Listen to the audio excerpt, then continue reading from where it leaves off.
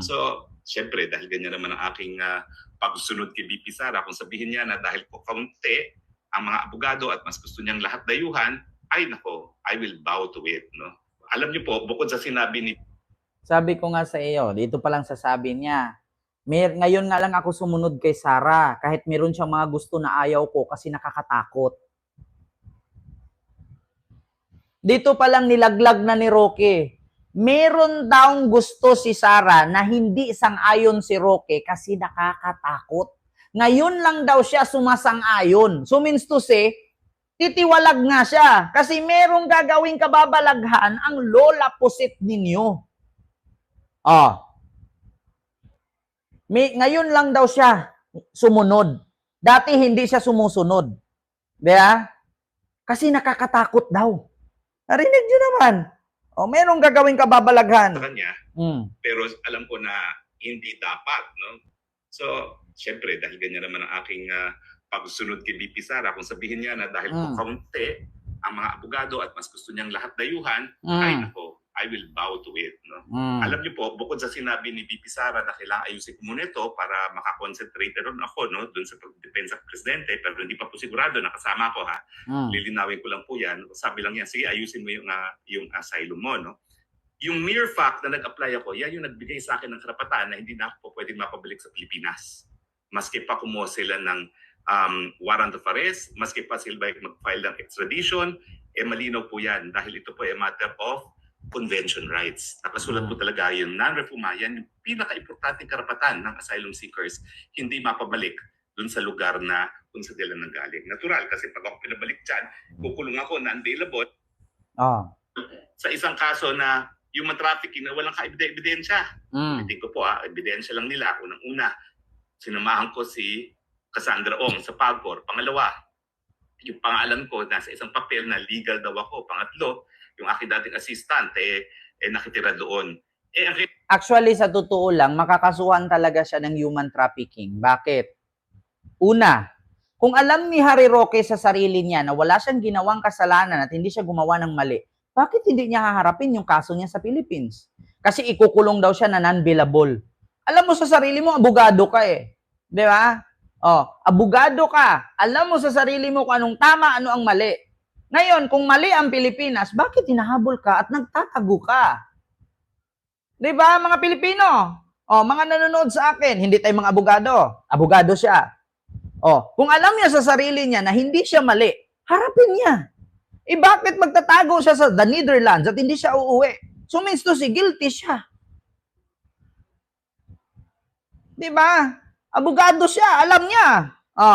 Kaya bakit ayaw niyang umuwi ng Pilipinas? Kung talagang alam niya sa sarili niya na hindi ako wala akong kasong human trafficking, di ba? Ma'am Yamalais, Ma'am Lilito Nini, o Ma'am Silpagori, hello po. Wala akong ginawang ganyan, wala akong ginawang ganun, alam ko sa sarili ko.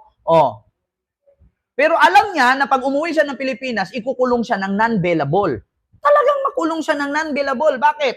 Ayaw niyang Ikaw, ganito sa mga pelikula na ating pinapanood mga kababayan, ganito yan eh.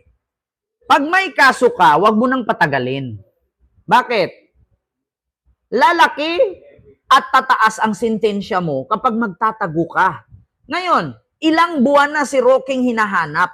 Hindi nagpapakita at hindi sumuko. So the more na matagal, the more na tataas ang sentensya niya. So ngayon, pag umuwi siya ng Pilipinas, kung halimbawa, instead na ang pagkakulong niya 20 years lang, magiging 50 years yun. Bakit? Tumataas eh. The Barker Studio in Canada. Maraming salamat sa yung $3 super sticker. Thank you so much po. Yeah, sir, Ken, totoo ba yung rape case ni Digong? Mamaya, tatalakayin natin yung rape case na yan. Mamaya, pag-usapan natin yan. Yeah? Yun ang katotohanan, mga kababayan. Di ba? Nako, ito na, nadulas na siya, may gagawin si Sara. Ito, actually, ito yung sinabi niya, mga kababayan. Ulitin ko, Sasabihin ni Bibi Sara. At yan po ay walang halong kaplastikan. That's true. Kita nyo nga, sumunod ako sa kanya sa Unity. Ano nangyari? So, pakinggan nyo. Susunod ako kung ano ang sasabihin niya sa akin. Bagamat, nung nag-usap kami, sabi ko kasi minsan nakatakot ako sa iyo kaya minsan may mga gusto kang gawin na sa tingin ko hindi ko sang-ayon, hindi ako makapagsalita, no? Hindi ko sasabihin kung ano yan. Pero may dalawang bagay na ngayon lang nangyari na sumunod ako sa kanya. Pero 'di ba? Ngayon lang siya sumunod kay Sarah. Kasi minsan at Mike, nakakatakot na gagawin daw si Sarah na hindi niya sasabihin. Nakakatakot daw. So ibig sabihin, meron na namang kababalaghan na gagawin. Kung dati nagurgur sa liig, nagpilay ng kamay, anong sunod gawin? Kunwari mag-jogging siya. Kunwari mag-jogging. Tapos may utusan, barilin siya sa tagiliran. Para ang sisihin, si Marcos. Tama ba ako, mga kababayan? Advance ako mag-isip. Di ba ang sabi niya? Pag ako pinatay, may nakausap na akong killer. Yeah? Na pag ako namatay, patayin niya si Bongbong, si Lisa, at si Romualdez. Hindi natin alam, habang nag-jogging si Lustay, biglang may inutusan, sniperin mo ko, tamaan mo tuhod ko. Bakit? Pag natamaan ang tuhod, simpatya na naman ng taong bayan ang hahanapin nila. Nakulong ang tatay. Anong sabi? We lost our hero. Hindi umipik yung simpatya nila sa pagkakulong ni Duterte. Bakit? Wala na silang magawa. Hindi na makakauwi. Walang batas sa Pilipinas na makapagpauwi kay Digong. Ngayon, sa lumabas sa bunganga ni Harry Roque na ngayon lang ako sumunod sa kanya. Kasi minsan meron siyang mga plano na nakakatakot na hindi ko nasang-ayunan. Nakakatakot kasi. Narinig niyo naman. Diba? Merong plano. Ay, nako. May mga plano nga daw na nakakatakot. Ito. so susunod ako kung ano ang sasabihin niya sa akin. Bagamat, nung nag-usap kami, sabi ko kasi minsan nakatakot ako sa iyo kaya minsan may mga gusto kang gawin na sa tingin ko hindi ko sang-ayon, hindi ako Baba? Minsan, nung nag-usap kami, sabi daw niya, minsan nga natatakot ako sa iyo kasi meron kang gusto na mga plano na hindi ako sang-ayon. Diba? Sarah, ano to? Harry Roque, nilaglag ka. Patay ka dyan. Ulitin. Ulitin natin. Kasi nga, alam niyo naman ang kwento ng buhay ko, no? Talaga namang ako'y tagasunod ni BP Sara, susunod ako sa sasabihin ni BP Sara. At yan po ay walang halong kaplastikan. That's true. Kita nyo nga, sumunod ako sa kanya sa unity. Ano nangyari? So susunod ako kung ano ang sasabihin niya sa akin. Bagamat, nung nag-usap kami, sabi ko kasi minsan nakatakot ako sa iyo kaya minsan may mga gusto kang gawin na sa tingin ko hindi ko sang-ayon, hindi ako makapagsalita, no? Hindi ko sasabihin kung ano yan. Pero may dalawa. Diba?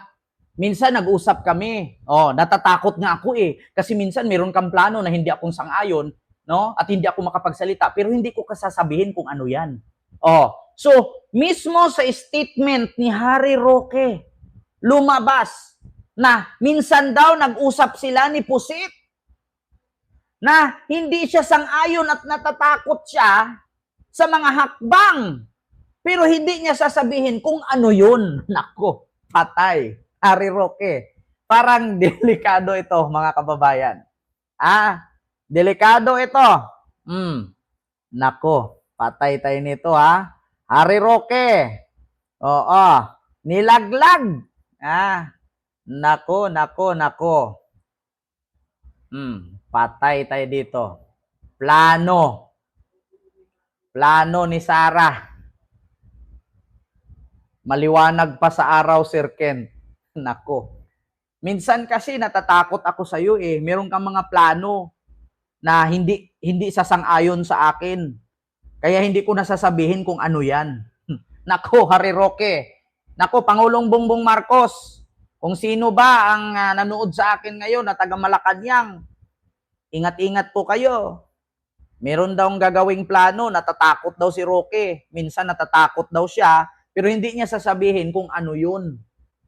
Lumalabas na sa bunganga ni Roque. Hindi naman po pwede na itakas ni Sara si Duterte doon. Hindi naman po pwede na lasunin ni Sara lahat ng mga bantay ni Digong doon. Kaya matatakot si Roque. Kakaiba yun. Ibang takot ang ibig sabihin nun.